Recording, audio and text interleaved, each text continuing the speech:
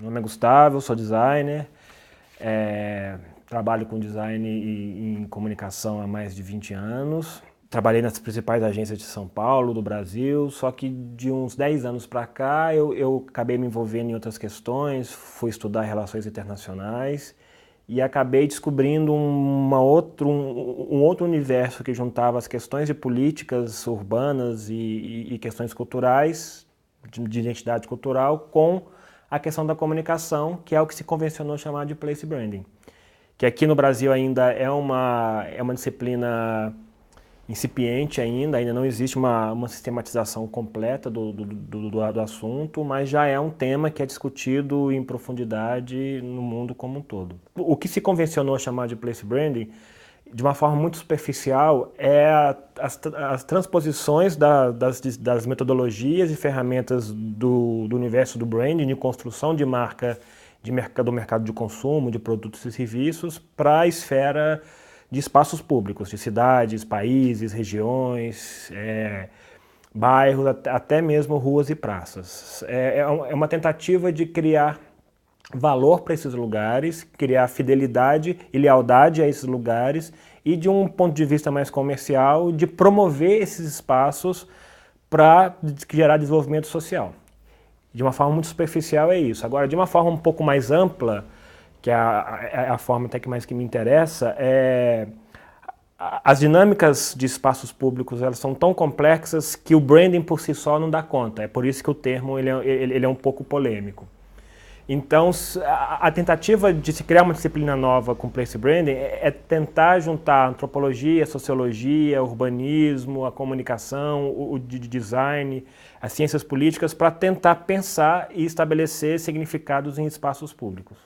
Então, o place branding ele tem como premissa tentar criar esse sentimento de pertencimento nas pessoas. Então, um projeto de place branding mais complexo, ele primeiro trabalha internamente, trabalha com as pessoas, dá um sentido para essas pessoas, dá um sentido para os lugares onde as pessoas moram, para depois mostrar isso para fora. Como poder de imagem, o Rio de Janeiro ele é o grande emanador da cultura brasileira, né? As pessoas vão até o Rio de Janeiro esperando encontrar aquelas imagens já construídas no imaginário durante várias décadas que a gente foi cultivado ao que foi apresentado para a gente.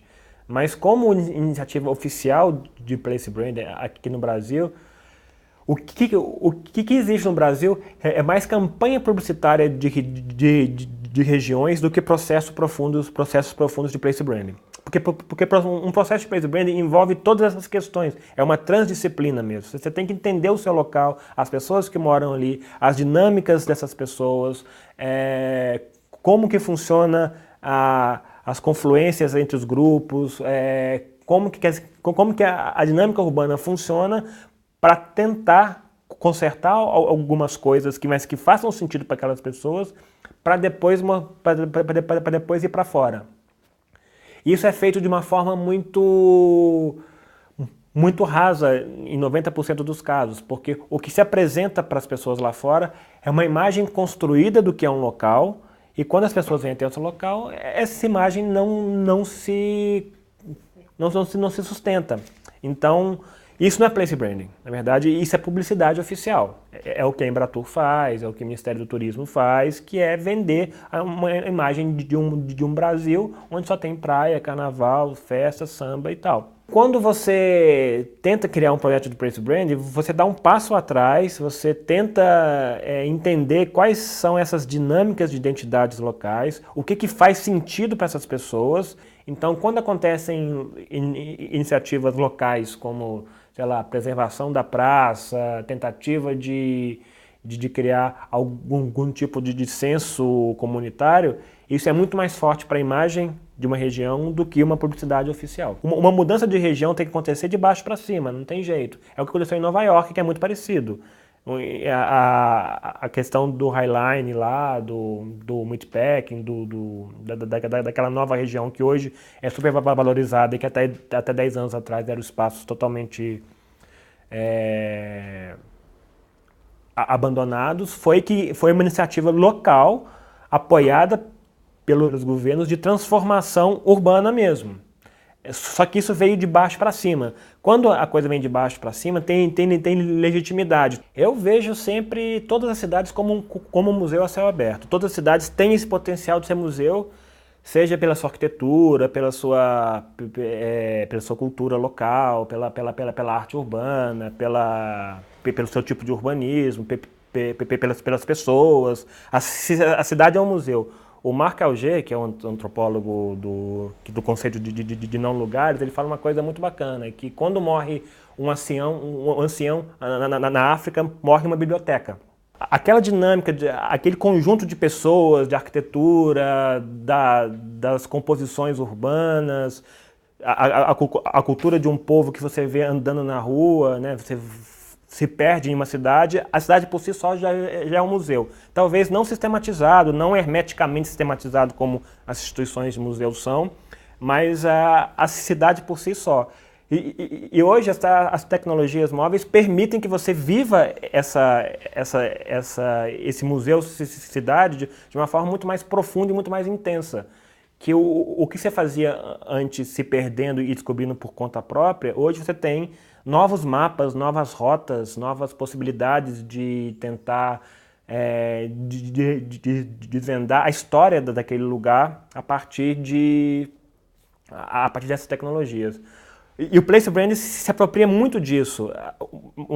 As ações de Place Brand mais significativas são ações que se utilizam de ferramentas móveis e disponibilizam para as pessoas descobrirem por si só como aquela dinâmica urbana se construiu. Portugal fez uma ação muito interessante, que é uma ação com as pedras portuguesas, que formam as calçadas de Portugal, dos bairros antigos de Portugal. Eles pegaram um elemento extremamente ligado à cultura portuguesa, à identidade portuguesa, que são essas pedras, e fizeram nas calçadas grandes QR Codes de pedras portuguesas.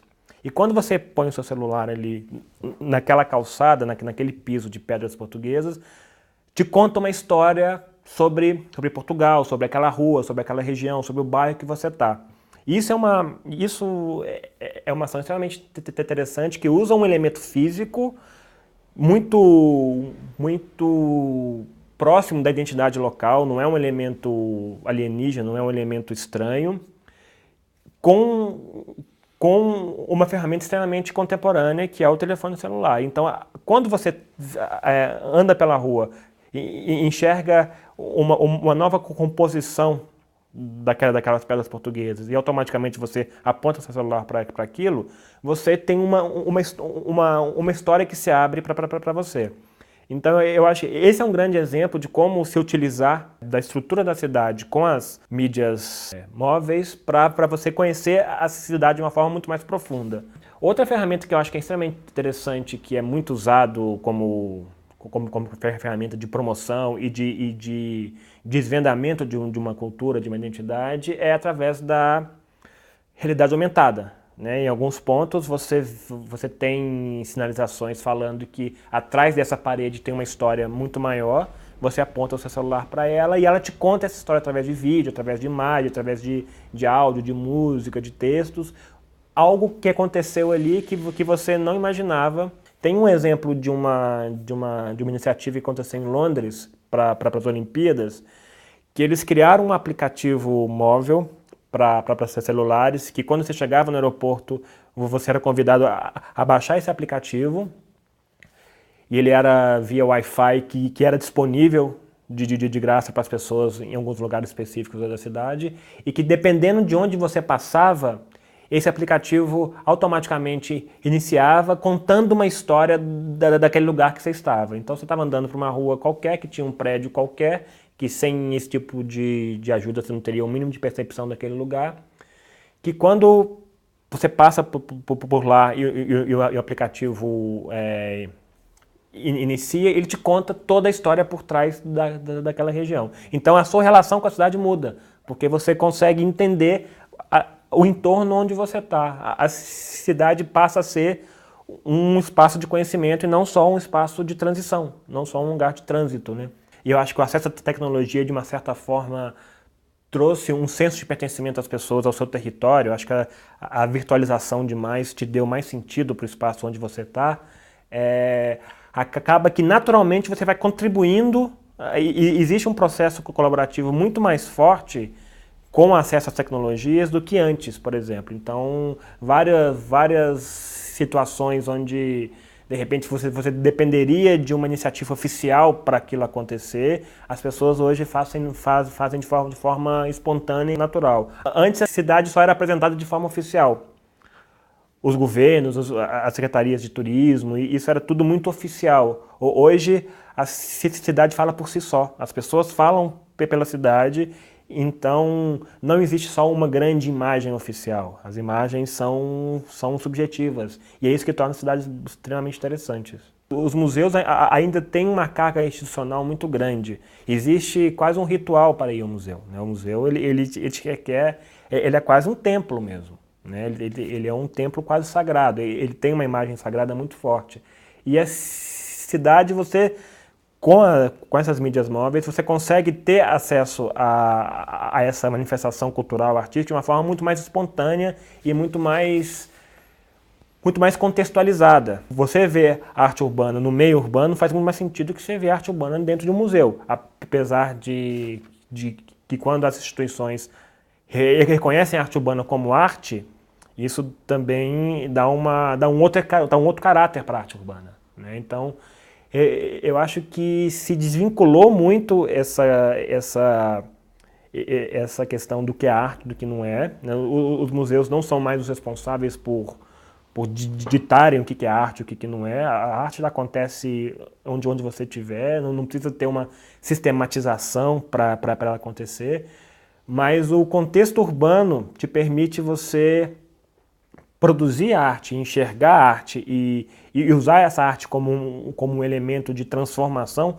muito maior do que um museu. Porque o museu talvez ainda esteja numa esfera institucional que não tenha entendido todo esse processo de democratização do conhecimento como a rua te permite, né? Os museus têm que abrir as suas portas e tem que abrir o seu conhecimento, na verdade é essa. Eu já vi algumas iniciativas de museus que fazem coisas na rua, né? De saem do prédio, se desvinculam daquele espaço físico, daquela construção e tomam conta da rua.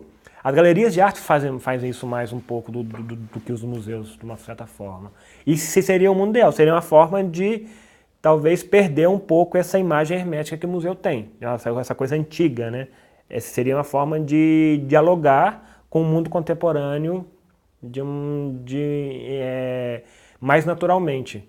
E a tecnologia seria a grande ponte para isso, né? Como que de repente você consegue criar algum tipo de ação ou algum tipo de projeto onde todo aquele conhecimento guardado ali pode ser acessível a todo mundo sem que as pessoas tenham acesso àquilo. O Google faz isso de certa forma, né? O Google, com o Google Art, ele fez isso, ele virtualizou.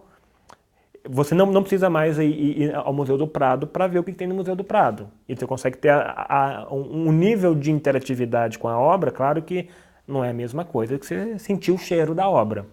Mas você consegue ver detalhes de uma obra tal que você não consegue ver a olho nu.